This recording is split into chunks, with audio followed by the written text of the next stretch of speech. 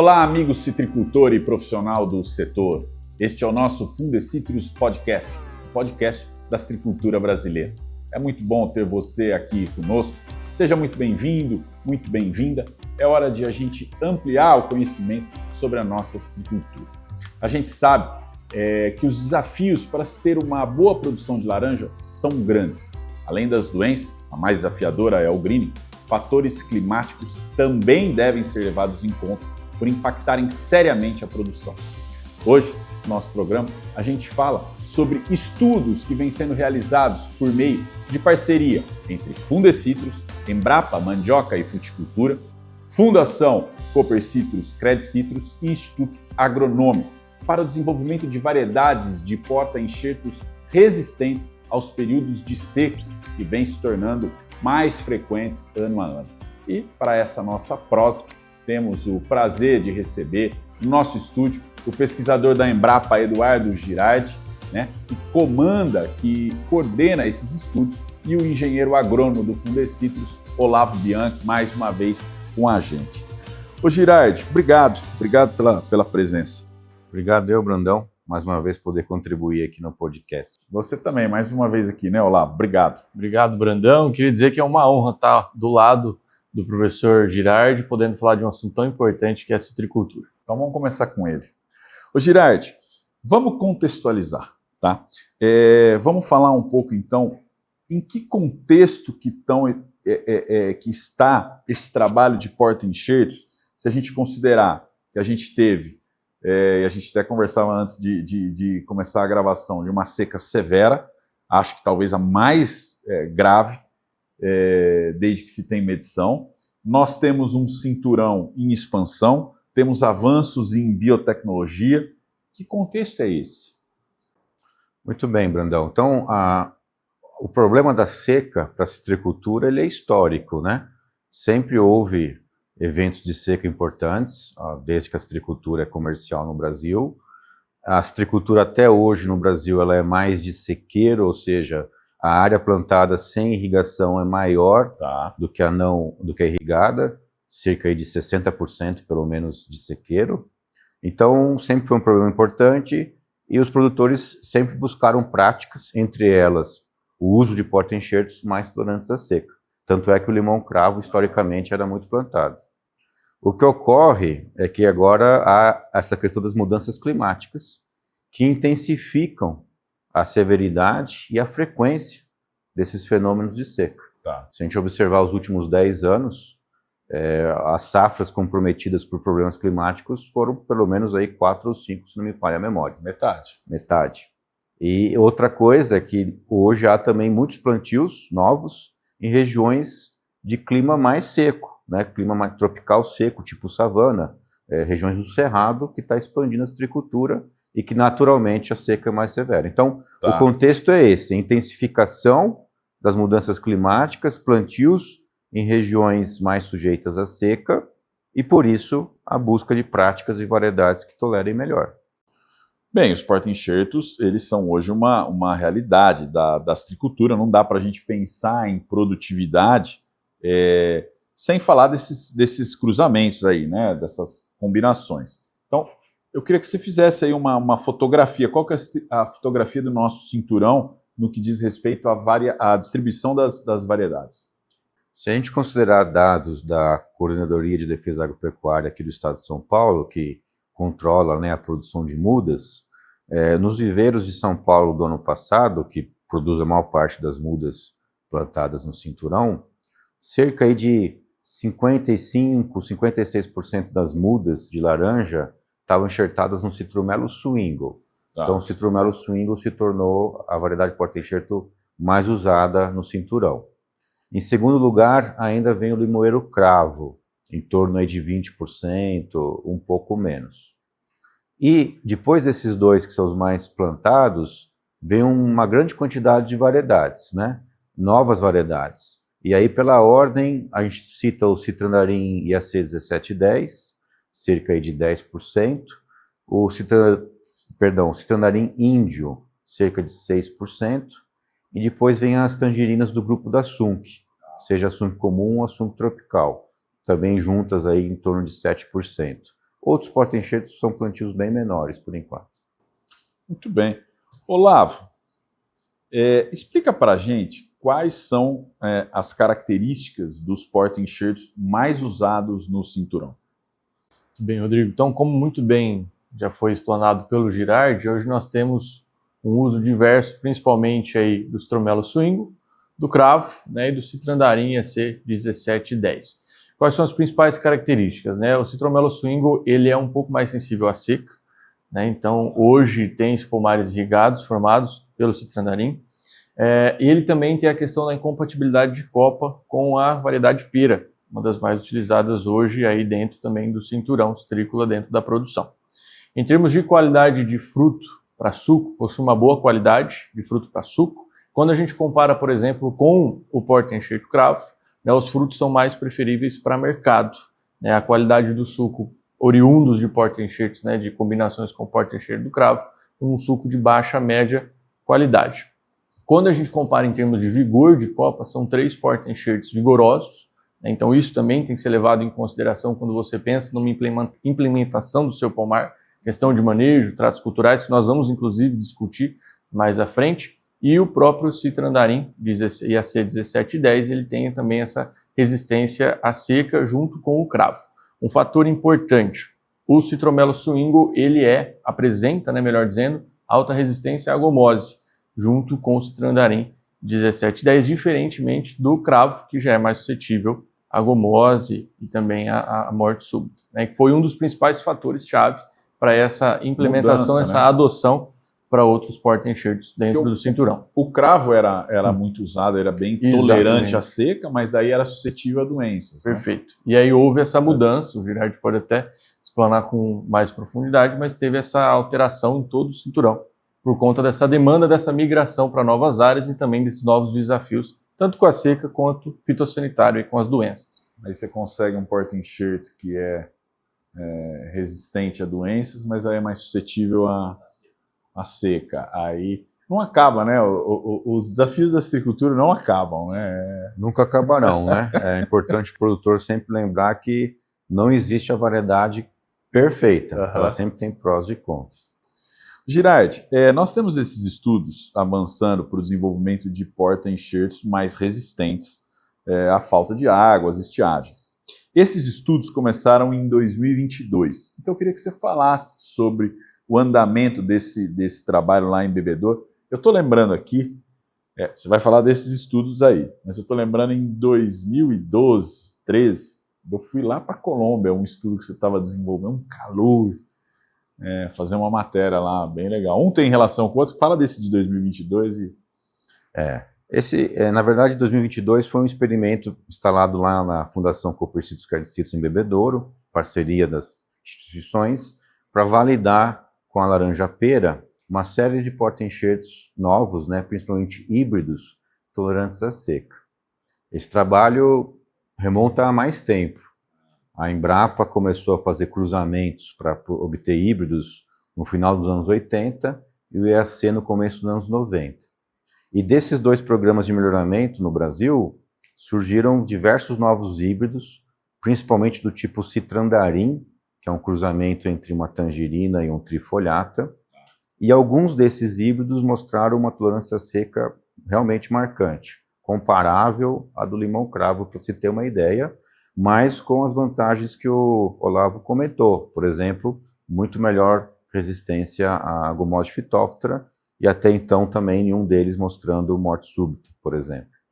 Então, esse trabalho é muito valoroso, desenvolver uma variedade nova é um processo, né, para o produtor entender que demora de 15 a 25 anos, né, não é um processo de curto prazo, principalmente para porta-enxertos, porque os porta-enxertos demoram muitos anos para você realmente conhecer e ter confiabilidade no seu comportamento. São muitas doenças, né, que afetam. Então é um processo longo. Para nossa sorte, esse trabalho, né, conduzido por muitos pesquisadores de longa data, começa a dar frutos agora. Tem essa questão de, por ser uma cultura perene, você tem que esperar um ciclo, aí os testes levam mais tempo, tem isso? Sim, por ser uma cultura perene, a gente só vai ter confiabilidade em termos assim, de resultados de produção e qualidade de 10 safras. Mas algumas doenças, o declínio, por exemplo, que não se sabe até hoje o que causa, a forma de você selecionar é observar no campo. E essas doenças também demoram alguns anos e depende das condições locais. Então, é um trabalho realmente de longo prazo. Por isso que o melhoramento não pode parar nunca, entendeu, Brandão? Tá. Você vai sempre conduzindo ele para você ter variedades em diferentes estágios. Algumas estão começando, outras estão se tornando comerciais. Perfeito, perfeito. Ô Girardi, e quais são os resultados que a gente já pode mensurar aí, que a gente pode notar, vantagens desses novos porta-enxertos aí que já estão sendo usados? Esse grupo de citrandarim, alguns híbridos que começam, né, a ser usados comercialmente, e alguns outros que a partir do ano que vem começam a ser lançados e vai aumentar bastante o rol de opções para o produtor, Tá. eu acredito que eles agregam características bem interessantes. Então, alguns deles que são vigorosos estão mostrando uma tolerância seca muito grande. Por exemplo, nesse período de estiagem de 2024 que nós passamos, muitos deles praticamente não manifestaram em murcha em plantios novos, plantas de 2 anos, como estão em bebedouro. E manter níveis de produtividade satisfatórios, mesmo numa situação de falta de água. Outros têm característica de serem ananicantes ou semi-ananicantes, ou seja, induzem a copa um tamanho menor, de 30%, 50% menor comparando com as variedades convencionais. Favorece a colheita? Favorece a colheita, favorece as pulverizações, facilita o adensamento, que exige menos poda, mas muitos deles são mais sensíveis à seca, comparado com os mais vigorosos. Embora alguns deles também tenham uma boa tolerância seca, comparado, por exemplo, com o Swingle, que é extremamente sensível. Ô Girardi, será preciso um cuidado especial de manejo também aí no médio e longo prazo? Em termos de seca, você diz? Tudo é manejo integrado, né? Você não vai ter uma única prática que vai resolver. O próprio limão-cravo, por mais durante que seja seca, a gente vê que ele também sofre nesses períodos e cai produção. Então, se possível, irrigar, pelo menos no período mais crítico, os cuidados com o preparo do solo, com adubação, matéria orgânica, os cuidados fitossanitários, tudo isso somado, e hoje tem um avanço muito grande tecnológico na citricultura, permite ter sistemas de produção mais resilientes. E aí você usando as variedades mais interessantes, a tua sustentabilidade, o teu retorno, com certeza vai ser muito mais satisfatório. Perfeito. É possível notar que, evidente, é a busca por um porta-enxerto perfeito, só que ele não existe, né? Nem existirá. Você ter com características que ele seja vigoroso, com copa pequena, resistente a clima, a doenças, não é? Então é bonito isso, porque você trabalha com muitas possibilidades, né? Acho que essa é a ideia. Agora, que mecanismos fisiológicos da planta que ajudam os porta-enxertos, que você vai tentar ter em todos, a suportar melhor períodos de estiagem? Por exemplo, o sistema radicular mais profundo. Quais que seriam esses mecanismos?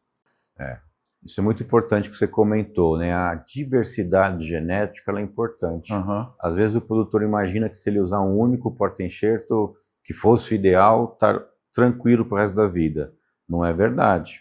A morte súbita era uma doença desconhecida, plantava-se mais de 80% de limão-cravo e ele foi suscetível e na época, 25 anos atrás, foi um grande desafio para ser vencido, precisou trocar de variedade.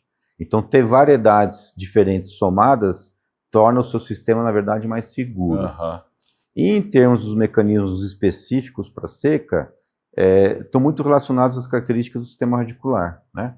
Então, geralmente, o porta-enxerto mais tolerante à seca tem um sistema radicular abundante, muito profundo, então ele consegue buscar água, né, em camadas mais profundas do solo e por isso ele consegue, na verdade, escapar dos efeitos da seca mais superficial. A capacidade de extração, que a gente chama de condutividade hidráulica, a capacidade de mobilizar a água para a copa, também geneticamente é influenciado pelo porta-enxerto. Por outro lado, tem outros porta-enxertos que induzem, né, a copa a fechar os estômatos, né, ficar murcha rapidamente para conservar a água. E assim que tem chuva ou irrigação, rapidamente brotam. Então, as variedades têm comportamentos diferentes com relação à seca, né? E aí você joga com isso. Curiosidade minha, um sistema radicular profundo, nós estamos falando de quantos metros ali? Né, para você ter ideia, mais de 70% das raízes de uma planta de citros se concentram a só meio metro de profundidade. Mas o sistema radicular pode alcançar mais de 2 metros de profundidade. Então, esses porta-enxertos mais vigorosos têm sistemas radiculares bem profundos, da ordem de 2 metros, por exemplo, ou até mais. Olavo, tem algum impacto negativo na produtividade ou na qualidade dos frutos quando se utilizam porta-enxertos resistentes à seca? Muito boa pergunta, Rodrigo. Inclusive, nós estávamos debatendo, eu e o professor Girardi, o que realmente reflete. Quando a gente traz à tona esse assunto, vale a pena a gente justificar e explicar o porquê. Quando a gente trabalha com porta-enxertos tolerantes à seca, né, e é muito importante que o produtor saiba a escolha do porta-enxerto, porque vai refletir na sua produção. O porta-enxerto tolerante à seca, ele vai ter essa capacidade de retenção, vai ter essa capacidade de capilarização da água, e aí vai resultar em frutos mais diluídos. É por isso que a gente fala que tem essa queda na qualidade dos frutos, do suco, propriamente dito, com exceção do porta-enxerto da Sun, que seja Sun tropical ou a Sun comum, que tem essa capacidade de produzir ainda frutos mais concentrados, por mais que seja mais tolerante à seca. Já porta-enxertos mais suscetíveis à seca tem essa capacidade de concentração dos açúcares nos frutos. Então a gente, como comentado, por exemplo, o limão-cravo, que tem uma boa tolerância à seca, os frutos, o suco, na verdade, oriundo dessas plantas, ele tem uma qualidade ali de média a baixa qualidade. Por isso que os frutos muitas vezes são preferíveis aí para a mesa, frutos para a mesa em consumo in natura. Diferentemente, por exemplo, de variedades que são em consumo in natura, onde os frutos são mais concentrados. Perfeito. E práticas agrícolas complementares, como cobertura do solo e uso de matéria orgânica, podem melhorar a performance do porta-enxerto em áreas mais sujeitas à estiagem? A questão hoje da irrigação, como a gente comentou primeiramente, ela é vital. É primordial hoje a gente se estudar para... Eu uso até a frase que a gente usa muito aqui dentro, né? A questão, quando eu vou implementar um pomar, eu tenho que tomar cuidado, principalmente com o local e com o local. Então, a área que você vai implementar o seu plantio é muito importante. Então, você tem que ter na mente essa questão, principalmente de disponibilidade de água, oferta de, principalmente, mão de obra, enfim, outros fatores. Tá. Quando a gente olha sobre a ótica de porta-enxertos e questão também de veranicos e estiagens, a questão da cobertura orgânica, da matéria orgânica, ela também é primordial. A gente relativizar isso e também manter uma boa cobertura de solo é essencial. Né? Você tem aí a microbiota do solo funcionando super bem, o manejo da água, inclusive. Só que um ponto importante é a gente manter as linhas de plantio, aquela mais próxima das plantas, sempre limpa, para evitar aí, por exemplo, a incidência da doença gomose, né? Que inclusive é um dos principais problemas hoje em plantios aí com cravo. É muito importante esse manejo dessa cobertura orgânica no solo, sempre mantendo as linhas de plantio limpas para evitar ali desafios sanitários mais para frente. Falando em desafios sanitários, Girardi, agora vem a pergunta de $1 milhão. Tem alguma novidade, tem alguma notícia sobre porta-enxertos resistentes ao greening? O que nós temos com relação a avanço nessa área? Acho que essa é a pergunta que eu mais escuto. De $1 bilhão. Deixa eu melhorar aqui. E, infelizmente, a resposta, né, tem que ser transparente para o produtor, é que comercialmente ainda não, né? Não existe um porta-enxerto que seja resistente ao green ou tolerante hoje capaz de tornar a copa também tolerante ou resistente, né? Então, diversas pesquisas estão sendo realizadas no Brasil, outras no mundo todo, tentando investigar porta-enxertos que pudessem melhorar a questão do greening, e o que a gente verifica é o seguinte, que todas as combinações são suscetíveis à doença, né? Todas elas têm que ser protegidas contra a infecção com o controle do vetor. O que acontece é que tem porta-enxertos que são mais produtivos que os outros, que se adaptam melhor ou pior a um determinado ambiente, então você vê variabilidade, né, de porta-enxertos que podem produzir até no ambiente onde tem a doença e conseguem produzir por mais tempo. Mas isso não tem nada a ver com o greening, na verdade é uma questão agronômica da variedade. Então assim, comercialmente hoje não está disponível. Mas as pesquisas estão mostrando que daqui a alguns anos pode ser uma realidade. Por quê? Estudos bem recentes estão mostrando, comprovaram recentemente, feito aqui no Fundecitrus, junto com a Embrapa, que é possível ter porta-enxertos que não multiplicam a bactéria, são livres da bactéria. Isso foi testado em casas de vegetação. Mas são porta-enxertos ainda não comerciais, são variedades experimentais, muitas delas baseado em espécies que vieram até da Austrália, espécies selvagens, que ainda não são espécies comerciais.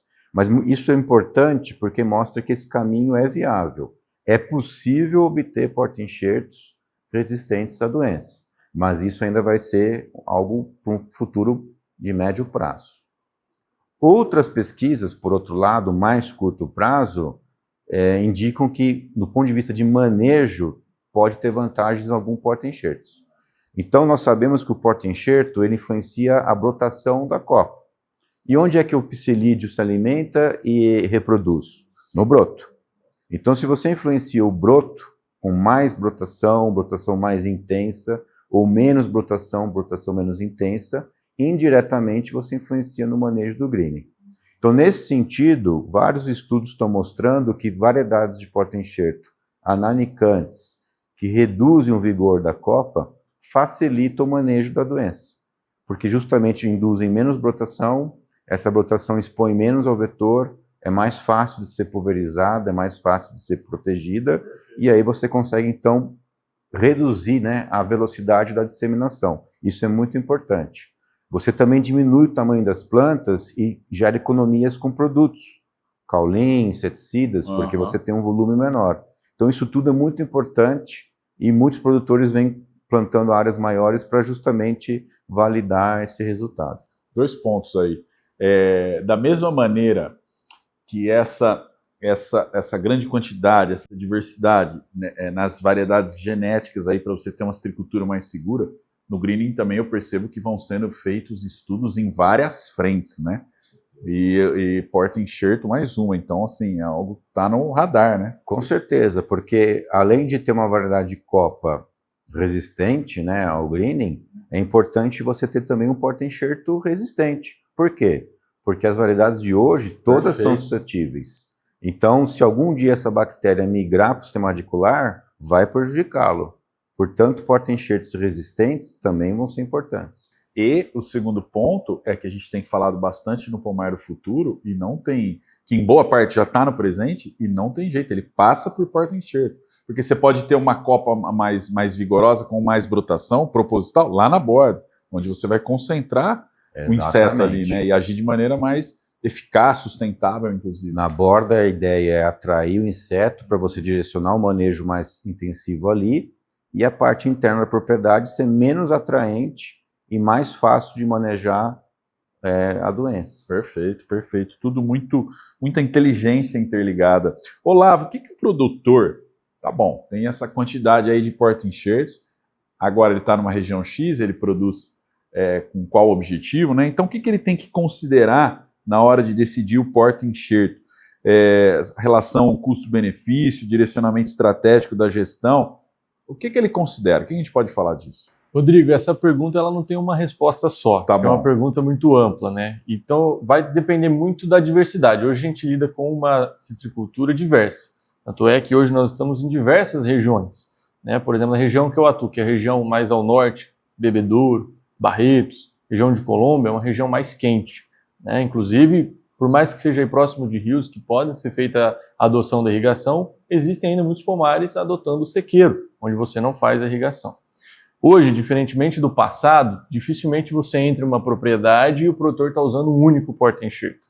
Hoje, dentro das propriedades, existe essa diversificação. Óbvio que usam-se determinados porta-enxertos em larga escala, outros em menos, mas nunca uma propriedade vai depender de um único porta-enxerto, principalmente por conta do passado, né, Girardi? A gente teve muito disso, onde várias propriedades dependiam de um único porta-enxerto, e aí nós podemos observar o desfecho. Então hoje, dentro da citricultura dinâmica, que a gente costuma dizer, o produtor ele tem que ter esses pontos de atenção.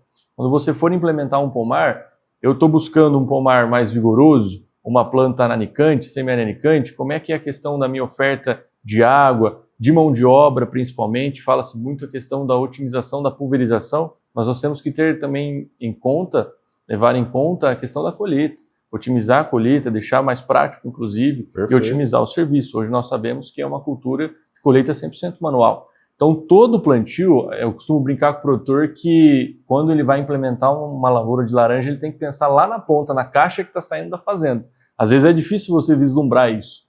Você tem ali uma cultura onde existem diversas empecilhos, muitas vezes, que você tem que driblar, e o citricultor ele já tem ganhado musculatura com isso também. Então, quando você pensa em implementar um pomar, não é só a copa, mas sim o porta-enxerto, que é muito importante dentro daquela situação, dentro daquela condição que o produtor vai ter. Muito bem. Ô, Girardi, a gente percebe, eu comentei, uma inteligência interligada, muitas áreas, e percebo também muito avançada essa questão de porta-enxertos, um trabalho que você coordena aí com bastante entusiasmo, maestria aí. Quais são suas considerações gerais? Que estágio nós estamos? Próximos passos? A citricultura é uma cadeia no Brasil que sempre foi direcionada pela pesquisa, pela ciência, né? E isso cada vez mais forte e evidente. E as próximas décadas vão trazer também isso com certeza. Eu acho que o citricultor hoje ele conta com muita informação, ele dispõe hoje de uma rede de agrônomos, né, oferecidos aí para instituições capacitados para treiná-lo, orientá-lo, muita informação disponível. Esse aqui, por exemplo, é um exemplo, né, de um grande ferramenta de popularização do conhecimento. E as variedades vêm aumentando em termos de oferta, o produtor já percebe isso e vai aumentar o número de variedades comerciais significativamente para os próximos 5 anos. Então, de um lado, isso é muito bacana, porque aumenta as possibilidades de ganhos, né, de produtividade, de melhorias, mas também traz dúvidas. E aí é muito importante o produtor sempre estar buscando informação de confiança, de fontes importantes, para fazer a melhor decisão. É por isso que nós estamos aqui. Você é de transferência de tecnologia e a nossa função, né, a função da sua área aí é justamente levar essas informações. Quais são suas considerações finais aí? Fica muito fácil o serviço da transferência de tecnologia quando a informação vem de uma fonte segura. Legal. E isso é o que nós levamos para o campo. Quando o produtor escuta o nome Fundecitrus, Embrapa e tantas outras parcerias que nós realizamos, fica muito mais fácil da gente levar essa informação, uma informação concreta e baseada em muita pesquisa. A citricultura ela não vem de um curto espaço de tempo, ela vem de um longo espaço de tempo e com certeza temos um longo caminho a trilhar. Então, o citricultor ele tem que ter isso em mente. Nós estamos levando a informação de qualidade para a ponta do setor. É isso mesmo. Você, citricultor, hoje, muito mais do que em qualquer outro momento da história, você tem muita informação disponível. A questão é saber a qualidade dessa informação, a veracidade, né, dessa informação, as comprovações, a qualidade do que você está comprando realmente em termos de informação. Muito bem. Obrigado, Girardi. Obrigado, Olavo. Recado dado por todos e eu quero agradecer demais a presença do Eduardo Girardi, que está cheio de compromissos, se encaixou, pesquisador da Embrapa, né? Obrigado. Radicado aqui no Fundecitrus. Um prazer, uma honra ter você com a gente. Obrigado. Olavo, obrigado pela conversa também. E hoje a gente fica por aqui. E eu lembro que você acompanha o nosso podcast também pelas plataformas de áudio. É só buscar por Fundecitrus Podcast. Curta e compartilhe sempre aqui pelo YouTube. Você pode se inscrever no canal e clicar no sininho para receber uma notificação sempre que um novo vídeo for postado aqui no canal. O mesmo vale para as plataformas de áudio. E acompanhe também o Fundecitrus nas redes sociais para ficar sempre muito bem informado. A gente se vê. Até mais!